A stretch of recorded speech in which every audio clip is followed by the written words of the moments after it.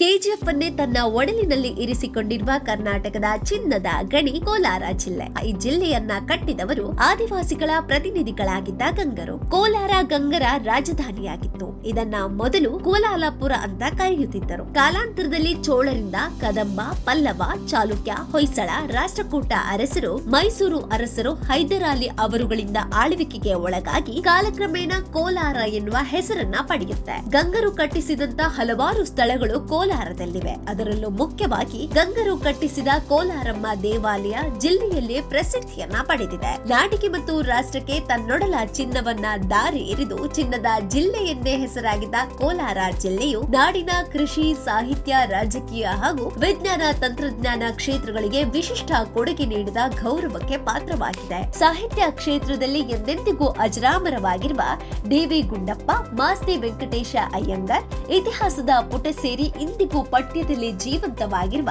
ಹೈದರಾಲಿ, ಮೈಸೂರಿನ ದಿವಾನರಾಗಿದ್ದ sir M Visvesvaraya ಅವರ ಕೊಡುಗೆ ಕೂಡ ಅಪಾರ. ಧಾರ್ಮಿಕ ಹಾಗೂ ಐತಿಹಾಸಿಕವಾಗಿ ಪ್ರಸಿದ್ಧವಾಗಿರುವ ಮುಳಬಾಗಿಲು, ಬಂಗಾರು ತಿರುಪತಿ, ಕೋಟಿಲಿಂಗೇಶ್ವರ, ಅಂತರಗಂಗೆ, ಸೋಮೇಶ್ವರ ದೇವಸ್ಥಾನವು ದೇಶ ವಿದೇಶಗಳ ಪ್ರವಾಸಿಗರನ್ನ ತನ್ನ ಕತೆ ಹೇಳಲು ಕೈಬೀಸಿ ಕರೆಯುತ್ತದೆ.